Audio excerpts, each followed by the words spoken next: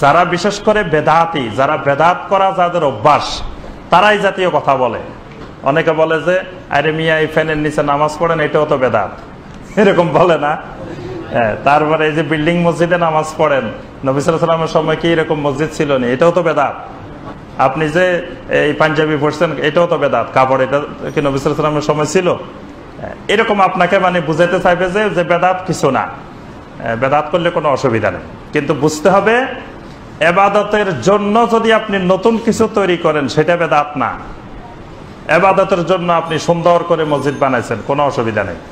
এবাদতের জন্য আপনি এসি লাগাইছেন, ফ্যান লাগাইছেন, আরো কিছু লাগাইছেন, এটা কোনো অসুবিধা নেই। এগুলো হলো এবাদতের জন্য, এগুলো এবাদতের ভিতরে না।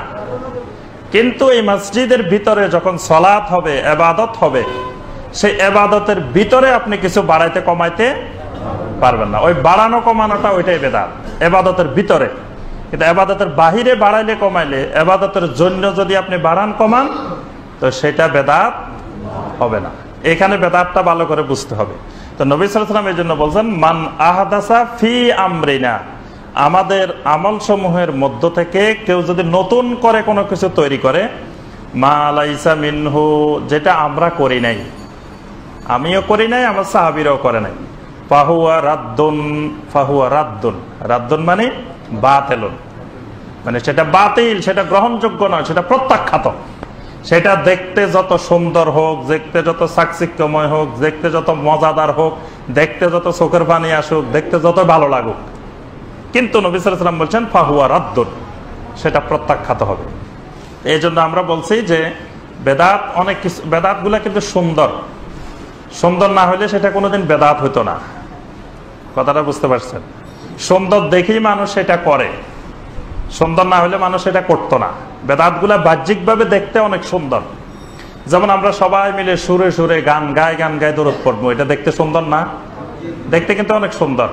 যে আমি একটা গান গামো, তার সাথে আপনারা একটা গাইবেন, সবাই মিলে গান গায়ে সুরে সুরে আমরা দরুদ পড়বো, দেখতে কিন্তু অনেক সুন্দর। কিন্তু যত সুন্দর হোক, কাজটা গুনার কাজ। কারণ কেন গুনাহ? বলে আমি তো খারাপ কিছু বলতেছি না, আমি তো দরুদ না পড়তেছি, গুনাহ হবে কেন? গুনাহ হবে এই জন্য যে নবী সাল্লাল্লাহু আলাইহি ওয়াসাল্লাম এবং সাহাবায়ে কেরাম রাদিয়াল্লাহু তাআলা আলাইহিম তারা ওইভাবে গান গেয়ে দরুদ পড়েন নাই, এই জন্য গুনাহ হবে। ওইটা দেখতে যত সুন্দর হোক, দেখতে যত ভালো লাগুক, এজন্য ভালো লাগলেই সেটা উত্তম মনে করা যাবে না। আমার আপনার ভালো লাগা হবে না, সেটা আল্লাহ সুবহানাহু ওয়া তাআলা এবং আল্লাহ রাসূল সাল্লাল্লাহু আলাইহি ওয়াসাল্লামের ভালো লাগা হইতে হবে। আমি আপনি অনেক কিছুকে ভালো মনে করি, কিন্তু আল্লাহ পাক বলছে তোমরা অনেক কিছুকে ভালো মনে করো, কিন্তু সেটা ভালো না। আবার অনেক কিছুকে তোমরা খারাপ মনে করো, কিন্তু সেটা আমার কাছে ভালো। আল্লাহু ইয়ালামু ওয়া আনতুম লা তা'লামুন, কোনটা ভালো, কোনটা মন্দ, কোনটা কি, এটা একমাত্র আল্লাহ সুবহানাহু ওয়া তাআলা জানেন। ওয়া আনতুম লা তা'লামুন, তোমরা কিছুই জানো না। আল্লাহ পাক বলছে তোমরা কিছুই জানো না এই ব্যাপারে। এজন্য আমরা গত তাফসীরের প্রথমে বলে দিয়েছিলাম যে দরুদ ইস্তেমাই ইবাদত না, দরুদ হলো ইনফিরাদি ইবাদত, একক ইবাদত। এটা একা একা পড়তে হবে, একজনে একজনে পড়তে হবে, এটা সবাই মিলে জামাতবদ্ধ পড়ার ইবাদত না, এটা একাকী ইবাদত, এটা একা একা পড়তে হবে। এই জন্য এটাকে সবাই মিলে সমস্বরে মহব্বতের সুরে পড়ি আমরা সবাই।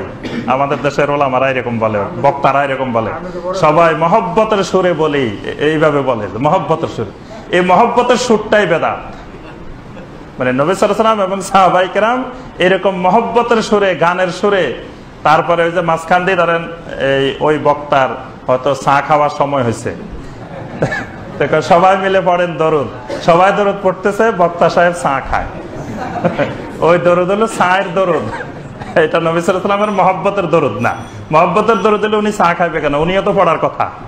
সাধারণ জনগণের মহব্বতের দরকার আছে, উনার মহব্বতের দরকার নাই। সবারই মহব্বতে লাগাই দিয়ে উনি চা খায়, উনি পানি খায়, উনি দুধ খায়, তো এটা কোন ধরনের মহব্বত?